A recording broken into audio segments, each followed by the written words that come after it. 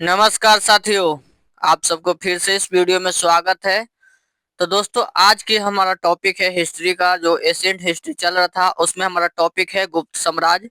उस गुप्त साम्राज्य से आपके लिए लाए हैं 20 ऑब्जेक्टिव प्रश्न जो सीधे एग्जाम में पूछे जा सकते हैं। चलिए उन प्रश्नों को हम देखते हैं। उन प्रश्नों को देखते के साथ ही अगर चैनल पर नए हैं तो चैनल को लाइक और सब्सक्राइब करके बेल आइकन वाला नोटिफिकेशन ऑल कर लीजिए ताकि आपका पास पूरा वीडियो चला जाए। तो चलिए, ये प्रश्न है आपके सभी एग्जामों के लिए बहुत महत्वपूर्ण और हेल्प होगा इस प्रश्न के माध्यम से, और चैप्टर बाय चैप्टर आप लोगों के लिए ही करवा रहे हैं ऑब्जेक्टिव। तो चलिए, किसी भी डाउट हो या सेट मारना हो या टॉपिक बाय टॉपिक आपको ऑब्जेक्टिव क्लियर करना हो तो इससे क्लियर हो जाएगा। तो चलिए, यहाँ पे आपका पहला नंबर प्रश्न है, गुप्त वंश का संस्थापक कौन था। तो चलिए दोस्तों, गुप्त वंश का संस्थापक कौन था आप लोग बताइए। ऑप्शन में चंद्रगुप्त प्रथम, ऑप्शन बी में आपका समुद्रगुप्त, ऑप्शन सी में है कुमारगुप्त, ऑप्शन डी में है श्रीगुप्त। चलिए, गुप्त वंश का संस्थापक कौन था। तो अगर उत्तर पता है तो आप लोग 5 सेकंड का टाइम देते बता सकते हैं, नहीं तो ऑप्शन नंबर आपका डी राइट आंसर। ये श्रीगुप्त है जो गुप्त वंश का संस्थापक था। सबसे पहले इसी ने संस्थापक यानी गुप्त वंश में सबसे राजा पहले ही होता कौन था, तो श्रीगुप्त। चंद्रगुप्त प्रथम था, प्रसिद्ध राजा माना गया है। चंद्रगुप्त प्रथम के बारे में प्रसिद्ध राजा माना गया है। समुद्रगुप्त को क्या कहा गया है दोस्तों, तो इसे क्या कहा है, नेपोलियन बोनापार्ट कहा गया है। और कुमारगुप्त ने नालंदा विश्वविद्यालय में स्थापना किया है। चलिए आगे बढ़ते हैं हम लोग। चलिए, दूसरा नंबर प्रश्न आपके सामने आ गया। गुप्त काल का स्वर्ण युग किस शासक के समय था। चलिए, यहाँ पे पूछा जा रहा है दोस्त, गुप्त काल का स्वर्ण युग किस शासक के समय था बताइए। ऑप्शन में चंद्रगुप्त द्वितीय के समय, ऑप्शन बी में समुद्रगुप्त, ऑप्शन सी में कुमारगुप्त, ऑप्शन डी में स्कंदगुप्त। चलिए दोस्तों, गुप्त काल के समय स्वर्ण युग किस शासक के समय आया था, तो स्वर्ण मुद्रा चलाया था उसे ही स्वर्ण युग कहा जाता है। तो दोस्तों, ये चंद्रगुप्त द्वितीय के समय ये आया था स्वर्ण युग। याद करिएगा, आपको परीक्षा में पूछे जा सकते हैं। चलिए ध्यान दीजिएगा। चलिए आगे हम लोग बढ़ते हैं। चलिए, आपके पास तीसरा नंबर प्रश्न आ गया आपके सामने। चलिए, इन तीसरा नंबर प्रश्न का आप लोग उत्तर बताइए। चलिए, नालंदा विश्वविद्यालय का स्थापना किसने कराया था दोस्तों। अभी आप लोगों को हम उत्तर बताए हैं। चलिए, नालंदा विश्वविद्यालय का उत्तर स्थापना किसने किया था। ऑप्शन में समुद्रगुप्त, ऑप्शन बी में कुमारगुप्त, ऑप्शन सी में है चंद्रगुप्त द्वितीय, ऑप्शन डी में है श्रीगुप्त। तो चलिए दोस्तों, तो ये ऑप्शन नंबर आपका कुमारगुप्त ने ही नालंदा विश्वविद्यालय को स्थापना किया था, ऑप्शन नंबर बी। और श्रीगुप्त तो गुप्त वंश का संस्थापक था। चलिए आगे हम लोग बढ़ते हैं। प्रयाग प्रस्तुति कितने में लिखी गई है। प्रयाग प्रस्थित किसके कौन से शासक से लिखी गई, यानी प्रयाग प्रस्थित था वो किसके साथ थी, कौन वो शासक था उसके बारे में लिखा गया। ये कितने नहीं था, ये गलत है। ये गलत है दोस्तों। प्रयाग प्रस्थित कौन से शासक के बारे में लिखा गया है आप लोग बता सकते हैं। ऑप्शन में समुद्रगुप्त, ऑप्शन बी में है कुमारगुप्त, ऑप्शन सी में है चंद्रगुप्त प्रथम, ऑप्शन डी में श्रीगुप्त। चलिए, अगर उत्तर पता है तो बता सकते हैं। प्रयाग प्रस्थित जो लिखा गया था वो समुद्रगुप्त के बारे में लिखा गया था, और उन्हें एक रूस के नेपोलियन बोनापार्ट से मिलाया गया था। चलिए आगे हम लोग बढ़ते हैं। चलिए दोस्तों, आगे हम लोग बढ़ते हैं। आगे आपके सामने 5वां नंबर प्रश्न। चलिए 5वां नंबर प्रश्न करने का कोशिश करिए। यहाँ पे आ गया 5वां नंबर। चलिए, यहाँ पे कहा जा रहा है दोस्तों, गुप्त काल की राज दरबारी भाषा कौन सी थी। यहाँ पे पूछा जा रहा है आप लोगों से, गुप्त काल में राज दरबारी भाषा कौन थी, यानी गुप्त काल के समय राज दरबारी भाषा कौन थी। ऑप्शन में संस्कृत, ऑप्शन बी में पाली, ऑप्शन सी में प्राकृत, ऑप्शन डी में हिंदी। चलिए, आपके पास 4 ऑप्शन है, 5 सेकंड का टाइम देते हैं। अगर उत्तर पता है तो आप लोग जरूर बताइए, नहीं है तो गुप्त काल के समय राज दरबारी भाषा था वो था दोस्तों आपका संस्कृत भाषा में ही चलता था। चलिए आगे हम लोग बढ़ते हैं। 6ठा नंबर प्रश्न आपके सामने है, भारत का नेपोलियन किसे कहा जाता है। तो दोस्तों, हम अब बार बार कह रहे हैं, भारत का नेपोलियन किसे कहा जाता है। ऑप्शन नंबर आपका समुद्रगुप्त को भारत का नेपोलियन कहा जाता है। चलिए आगे हम लोग बढ़ते हैं। चलिए दोस्तों, ये आगे आपके पास 7वां नंबर प्रश्न।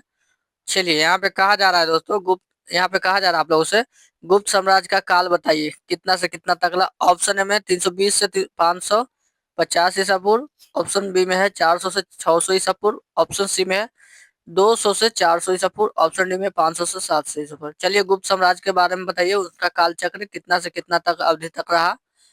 अगर पता है उत्तर तो आप लोग 5 सेकंड के टाइम देते हैं, जरूर बताइए कमेंट में। देखिए दोस्तों, कमेंट करते रहिएगा तभी आपको पढ़ने में मजा आएगा। तो दोस्तों 320 से 550 के बीच में इस गुप्त साम्राज्य का विवरण मिलता है, और इन्हीं में कई कई समुद्रगुप्त, चंद्रगुप्त, इस सब के बारे में अध्ययन किया गया है। चलिए आगे हम लोग बढ़ते हैं। चलिए यहाँ पे पूछा जा रहा है दोस्तों, यहाँ पे समुद्रगुप्त के शासनकाल की अवधि बताना है। चलिए यहाँ पे पूछा जा रहा है समुद्रगुप्त जो राज्य के थे उनका शासनकाल की अवधि बताना है।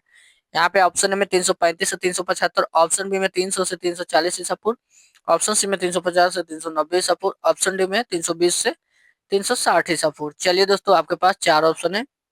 अगर उत्तर पता है आप लोगों को तो आप लोगों को 5 सेकंड का टाइम देते हैं। समुद्रगुप्त का जो समुद्रगुप्त की अवधि बताना है, शासनकाल बताना है, कौन से कितना तक हुआ था। तो दोस्तों वो हुआ था आपका 335 से 375 में इनका शासनकाल हुआ था। चलिए आगे बढ़ते हैं हम लोग।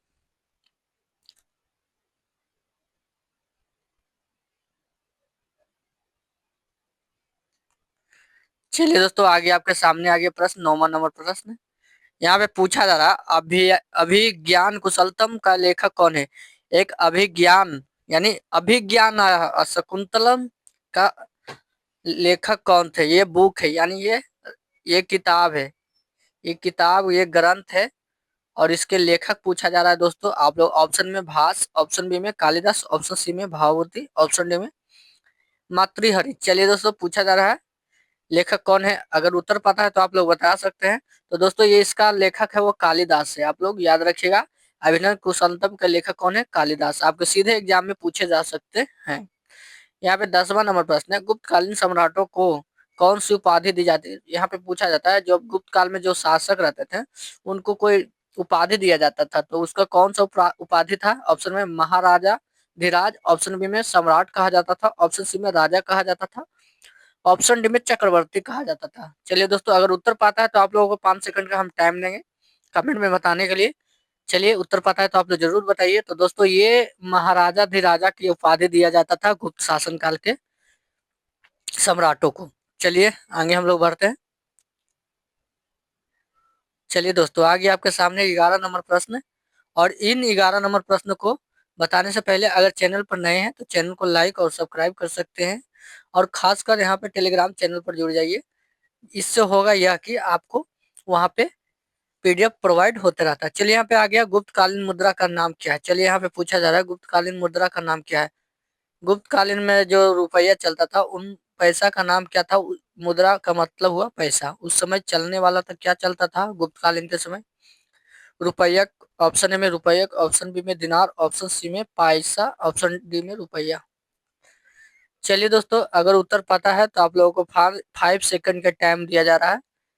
तो दोस्तों 5 सेकंड का टाइम है। तो गुप्तकालीन के समय जो चलने वाला मुद्रा था उसे हम क्या कहते हैं, दिनार कहते हैं। याद रखिएगा दिनार। चलिए आगे हम लोग बढ़ते हैं 12 नंबर प्रश्न के साथ। और हाँ, आप लोग जितने भी प्रश्नों को सही कर पाते हैं उनका लास्ट बजे आप लोग कमेंट में बताना है कि हमारा इतना प्रश्न सही हुआ, तभी तो आप लोगों को ऑब्जेक्टिव क्लियर होगा। चलिए, गुप्त साम्राज्य के पतन का मुख्य कारण क्या है। चलिए यहाँ पे पूछा जा रहा है गुप्त शासन जो पतन हो गया उसका कारण क्या है। हुनों के आक्रमण, ऑप्शन बी में मुसलमानों का आक्रमण, ऑप्शन सी में अंग्रेजों का आना, ऑप्शन डी में राजवंशीय संघर्ष। चलिए दोस्तों बताइए गुप्त साम्राज्य का पतन का क्या कारण है। अगर उत्तर पता है तो आप लोगों को 5 सेकंड का हम टाइम दे सकते हैं उत्तर बताने के लिए, कमेंट में बता सकते हैं। इससे ये होगा कि आपका ऑब्जेक्टिव भी क्लियर होगा और आपका माइंड सेट भी क्लियर होगा, आप कितने पढ़े हुए हैं। और खासकर यूपीएससी बीपीएससी वाले जितने भी भाई और बहनें हैं उन सभी से आग्रह है कि आप हमारे सभी वीडियो को ज्यादा जाकर देखें, और उन वीडियो के माध्यम से आप लोग संपूर्ण तैयारी करें। तो दोस्तों ये है आपका हुनों का आक्रमण के कारण ही गुप्त साम्राज्य का पतन हो गया। चलिए आगे बढ़ते हैं हम लोग। चलिए यहाँ पे आ गया, आपको सामने आ गया दोस्तों। चलिए यहाँ पे कहा जा रहा है आप लोगों से मेघदूत किसने लिखा था। चलिए दोस्तों, मेघदूत था वो किसने लिखा था। ऑप्शन में कालिदास है, ऑप्शन बी में भास है, ऑप्शन सी में भावभूति है, ऑप्शन डी में बंड भट्ट है। चलिए दोस्तों, मेघदूत के किसने लिखा था? अगर उत्तर आप लोगों को पता है तो जरूर बता सकते हैं। चलिए, तो दोस्तों मेघदूत को लिखने वाला कौन था? तो वो दोस्तों कालिदास थे। कौन थे? वो कालिदास हैं। याद रखिएगा, आपको सीधे एग्जाम में पूछे जा सकते हैं। चलिए 14 नंबर प्रश्न को आप लोग यहाँ पे उत्तर बताइएगा। अश्वमेध यज्ञ किस गुप्त शासक ने किया था? यहाँ पे पूछा जा रहा है दोस्तों, अश्वमेध यज्ञ किस गुप्त शासक ने किया था? ऑप्शन ए में समुद्रगुप्त, ऑप्शन बी में कुमारगुप्त, ऑप्शन सी में है चंद्रगुप्त प्रथम, ऑप्शन डी में है आपका स्कंदगुप्त। चलिए, अगर उत्तर पता है तो आप लोग बता सकते हैं कमेंट के माध्यम से।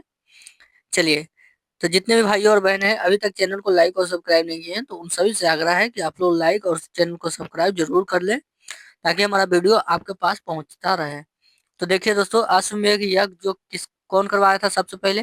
तो दोस्तों वो कुमार गुप्त के समय हुआ था। आप लोग याद रखिएगा, वो कुमार गुप्त के समय हुआ था। चलिए आगे हम लोग बढ़ते हैं। चलिए, यहाँ आ गया आपके पास 15 नंबर प्रश्न दोस्तों। यहाँ पे कहा जा रहा है आप लोगों से, गुप्त काल का प्रसिद्ध वैज्ञानिक कौन थे? वैज्ञानिक के नाम लिया गया है, यानी गुप्त काल में सबसे प्रसिद्ध वैज्ञानिक कौन थे दोस्तों? ऑप्शन ए में आर्यभट्ट, ऑप्शन बी में बराहमिहिर, ऑप्शन सी में भास्कराचार्य, ऑप्शन डी में चरक। चलिए दोस्तों, अगर उत्तर पता है तो आप लोग जरूर बताइए कमेंट में। चलिए, आपके लिए हेल्प ही होगा। इस हेल्प की वजह से आप लोग अपने तैयारी को बहुत ही जबरदस्त कर पाइएगा, और दम चैप्टर बाय चैप्टर आप लोगों को तैयारी करवा रहे हैं।